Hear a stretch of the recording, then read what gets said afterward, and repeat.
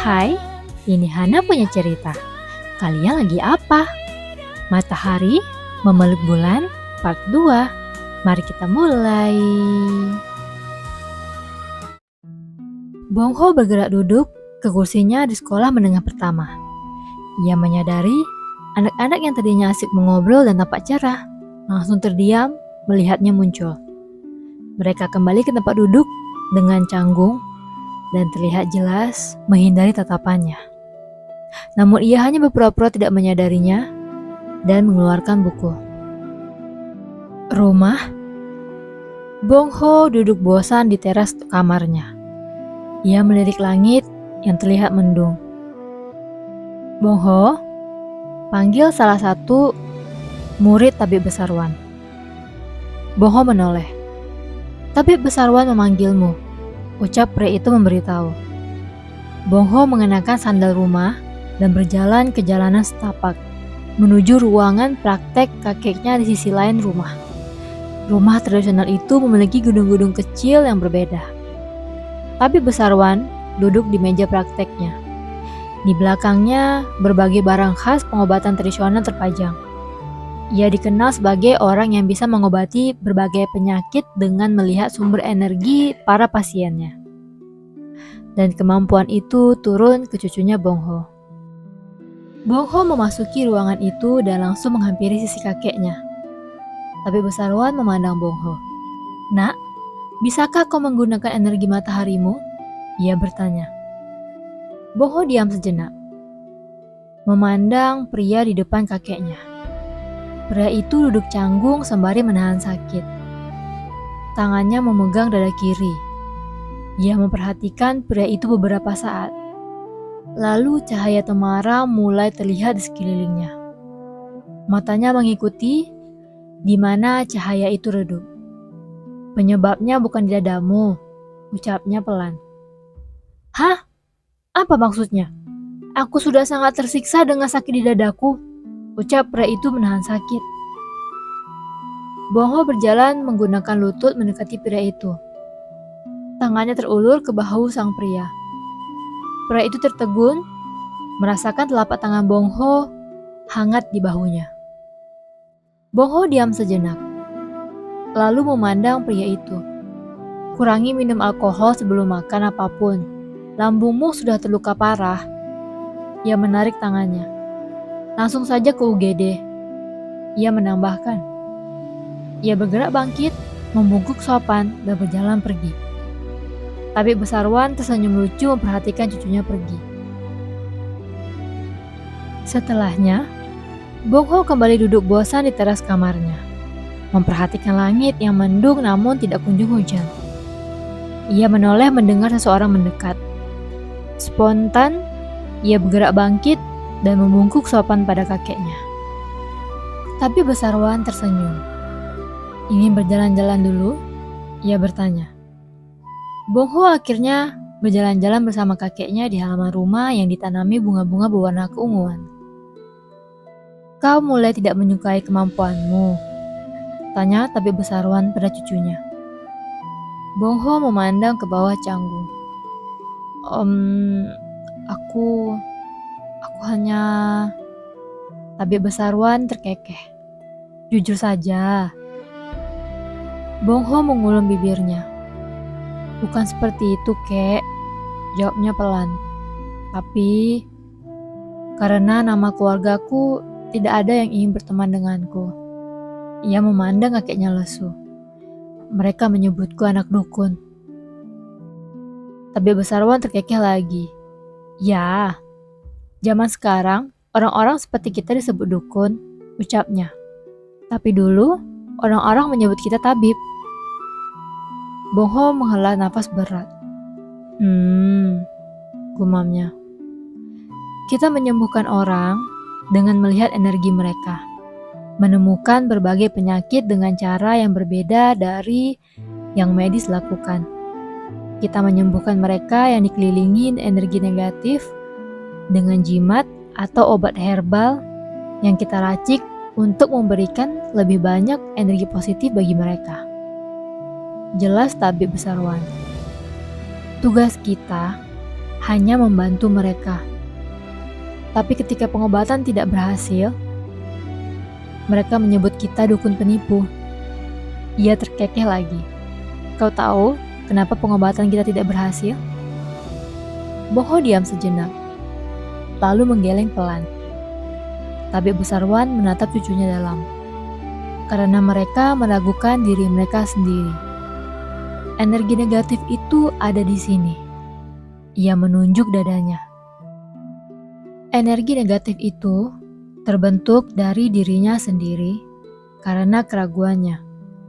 Orang-orang sekarang tidak ingin pertolongan. Mereka hanya ingin pembenaran. Karena itu, energi negatif tidak meninggalkan mereka, tapi mereka terus berkembang dan tercipta dari kedengkiannya. Bong Ho tertegun mendengar penjelasan kakeknya. Ia mencerna ucapan itu dulu. Tapi kakek bilang, energi matahariku ini bisa melakukan hal yang lebih dari yang biasa kakek lakukan. Ucapnya memulai. Kenapa seperti itu? Dan apa maksudnya? Tapi Besarwan tersenyum mendengar pertanyaan itu. Kemampuanmu turun-menurun yang juga diturunkan kepada kakek dari kakek moyang kita di zaman dinasti Cina menguasai tanah ini. Ucapnya memulai. Adalah kemampuan mengobati orang dengan menggunakan energi. Bong Ho mendengarkan dengan seksama. Tapi Besarwan menggapai tangan Bong Ho dan mengelus telapak tangannya. Tapi apa yang sampai ke tanganmu ini lebih dari sekadar mengobati seseorang. Kau bisa menggunakan energimu untuk hal yang lebih besar lagi. Bong Ho mengerutkan dahi. Tapi selama ini aku tidak bisa melakukan hal selain melihat energi di tubuh orang. Jawabnya tak mengerti. Tapi Besarwan terkekeh lagi. Bong Ho, dunia ini tidak akan seimbang jika kau hanya punya matahari yang bersinar terik di kepalamu. Ucapnya pelan. Ia memegang satu tangan cucunya dengan kedua tangan dan berhenti berjalan. Kau membutuhkan bulan untuk membuatnya seimbang. Bong Ho mencerna ucapan kakeknya dulu. Jika aku terlahir dengan energi matahari, berarti aku harus bertemu dengan seseorang yang punya energi bulan. Tapi Besarwan mengangguk. Kau akan bertemu dengannya. Mata Bong Ho menyipit. Apakah ini tentang belahan jiwa atau cinta sejati seperti di film-film? Tanyanya geli. Tapi Besarwan terkekeh lagi. Akan lebih dalam dari sekedar belahan jiwa. Orang ini akan menjadi yin di hidupmu. Ia memegang dada cucunya. Kau adalah yang, seperti arti nama yang kakek pilihkan untukmu. Bong berarti Phoenix. Kau akan menjadi sangat kuat dan bisa melakukan apapun dengan energimu. Percaya pada kakek. Bong Ho diam dulu. Bagaimana aku tahu ketika aku bertemu Yinku? Tabib Besarwan tersenyum hangat. Kau hanya akan mengetahuinya. Bong Ho garuk-garuk kepala bingung.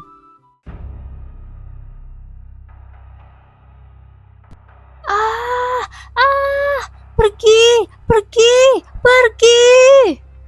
Teriak Haru histeris di kamarnya. Rambut sebahunya berantakan. Beberapa helai rambut menempel ke pipinya karena keringat. Gahi di depan pintu kamar memegang dada dan berpegangan ke dinding. Kyungsun berlari masuk ke kamar putrinya dan langsung memegang kedua bahunya. Haru! Serunya sembari menyentak tubuh kurus Haru. Ya, aku tidak berbohong. Wanita itu akan menyakitiku. Teriak Haru pada ayahnya dengan mata melotot. Tubuhnya gemetaran hebat. Bulir air berjatuhan begitu saja dari matanya. Telunjuknya menunjuk ke satu sudut kamar. Kyungsun menoleh ke arah kamar, namun tidak terlihat apapun di sana. Lalu menatap putrinya marah. Itu hanya halusinasimu. Kau harus meminum obatmu dan otakmu akan berjalan normal lagi. Serunya sembari menepuk kepala putri sulungnya. Haru memejamkan mata merasakan tepukan itu. Ketika ia membuka mata, Sosok wanita beraura gelap, wajahnya pucat pasi. Matanya melotot dan nyaris keluar dari rongganya. Wanita itu sudah berada di depan wajahnya. Ia tercekat kaget, namun belum sempat berteriak. Matanya berputar ke atas hingga bagian putih mata yang terlihat. Gyeongseon terkejut melihat putrinya kejang-kejang. "Gahi, ambulans!" serunya. Tubuh Haru awalnya kejang-kejang. Jari-jarinya mengkerut dan ia mulai tertawa dengan suara yang menyeramkan. Namun kedua matanya masih berbalik putih. Gyeongseon melotot kaget dan spontan melepaskan bahu putrinya. Haru jatuh ke karpet. Tubuhnya melengkung dan mengejang. Namun ia masih tertawa dengan suara mengerikan. Berteriak-teriak tidak jelas. Gahi menyisir rambutnya frustasi menatap Haru yang dibawa ke UGD dari sekolah setelah putrinya kejang-kejang dan mulai menyakiti dirinya sendiri di sekolah. Gyeongseon menghembuskan nafas panjang dan menopang tubuh di kaki tempat tidur rumah sakit putrinya. Gahi mulai menangis, lalu memandang suaminya. "Kita harus membawanya ke tabib besar Wan." Gyeongseon menatap istrinya marah. "Kembali ke penipu itu," serunya. Gahi tersentak mendengar seruan itu. "Putri kita punya masalah dengan mentalnya. Dia tidak suka sekolah barunya.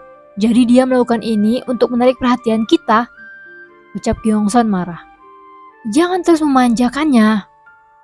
Gahi menatap Gyeongseon. "Haru kita sakit. Dia butuh obat. Kau tidak sadar dia sangat membalik setelah dibawa dari tabib besar Wan. Dia mulai seperti ini lagi setelah masuk sekolah barunya." Ia memegang kedua tangan suaminya.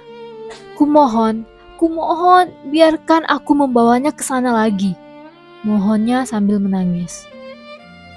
Gyeongseon menghela nafas dalam dan memalingkan wajahnya kesal. Kumohon, aku tidak bisa melihatnya seperti ini lagi," mohon Gahi. "Jika medis saja tidak bisa mengobatinya, menurutmu tukang tipu yang membahas energi itu bisa?" tanya Gyeongseon. "Paling tidak kita bisa mencobanya lagi," mohon Gahi. "Sekali ini saja. Jika tidak terjadi apapun, aku akan mendengarkanmu. Aku berjanji," mohonnya lagi.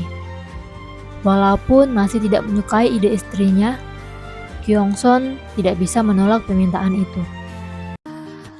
Coba. Penasaran gak sih yang terjadi selanjutnya?